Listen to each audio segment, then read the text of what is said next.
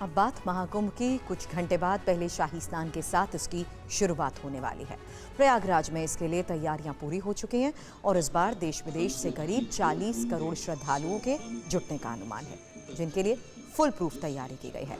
एक अपडेट ये भी है कि लखनऊ प्रयागराज नेशनल हाईवे पर पड़ने वाले टोल प्लाजा को फिलहाल निःशुल्क कर दिया गया। TV9 आपको हर रोज कुंभ की दिव्य कवरेज दिखा रहा है। आज भी हमारे रिपोर्टर्स ने आपके लिए कुछ स्पेशल भेजा है जो आपको देखना जरूर चाहिए।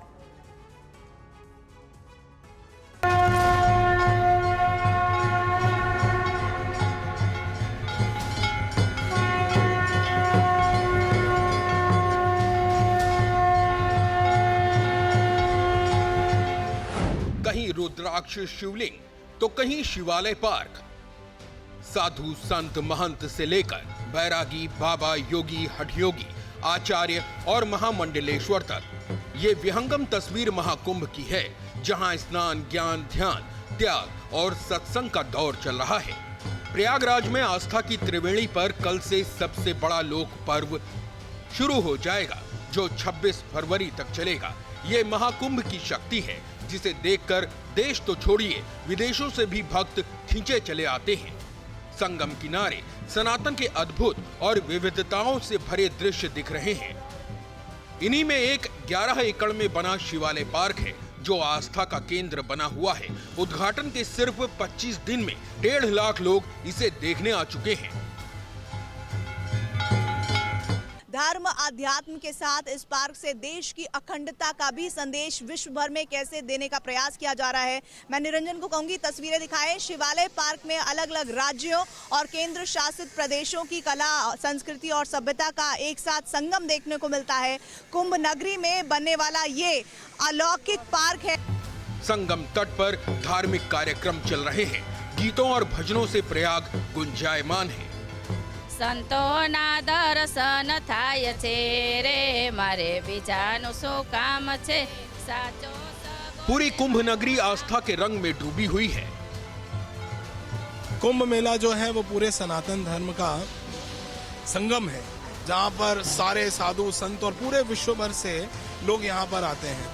महाकुंभ में आने वाले करोड़ों श्रद्धालुओं के लिए महाप्रसाद की भी व्यवस्था है। अलग अलग क्षेत्रों में विशाल रसोई और भंडारे का इंतजाम है। इस्कॉन की तरफ से हर दिन 1 लाख लोगों के लिए भोजन की व्यवस्था है, जिसके लिए मेले के अंदर और बाहर 2 विशाल रसोई बनाई गई है। अब इंतजार महाकुंभ के औपचारिक शुरुआत की है, जिसमें बस कुछ ही घंटे बचे हैं। कल पौष पूर्णिमा पर पहले शाही स्नान के साथ इसकी शुरुआत होगी। हिंदू पंचांग के अनुसार सुबह 5:03 पर पूर्णिमा शुरू होगी। इस मौके पर मुहूर्त के मुताबिक शाही स्नान होंगे। ब्रह्म मुहूर्त का समय सुबह 5:27 से 6:21 तक का है। विजय मुहूर्त दोपहर 2:15 से लेकर 2:57 तक रहेगा। उसी तरह शाम को गोधूली मुहूर्त 5:42 से 6:09 तक है। मान्यता है कि शाही स्नान से सारे पाप मिट जाते हैं। इस बार कुंभ मेले में 6 शाही स्नान होंगे।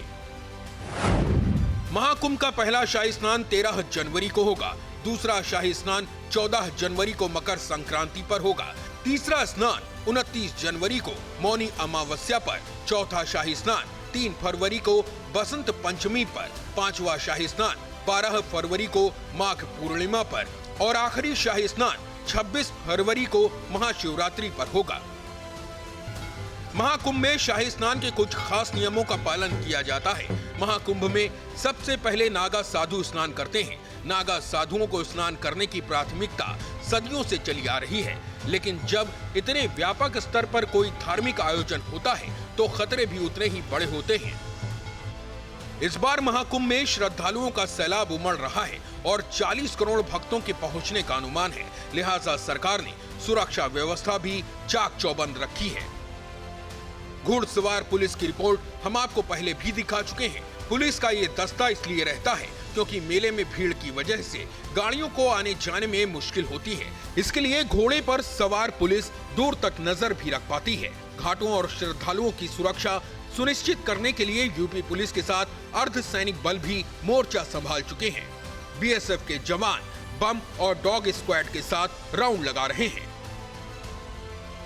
प्रयागराज के महाकुंभ में 40 दिनों में लगभग 40 करोड़ लोगों के आने का अनुमान है और इस दौरान उनकी सुरक्षा सबसे बड़ा कंसर्न है। ये लोग बीएसएफ के ऑफिशियल्स हैं जो इस वक्त घाटों पर मौजूद हैं। यहां पर घाटों की सुरक्षा का जो जिम्मा है वो यूपी पुलिस के साथ साथ पैरा मिलिट्री फोर्सेस ने भी संभाला हुआ है और बाकायदा डॉग स्क्वाड भी आपको यहां पर नजर आएगा जो अपना काम बहुत ज्यादा मुस्तैदी से कर रहा है। ये घाटों का नजारा सामने आप देखेंगे, घाटों पर अभी से भीड़ देखिए और उस भीड़ के बीच में इस वक्त आपको साफ तौर पर बीएसएफ के लोग नजर आएंगे जो इस वक्त सुरक्षा को संभाले हुए हैं और यह सुनिश्चित कर रहे हैं कि पूरी तरह से सुरक्षा चाक चौबंद हो।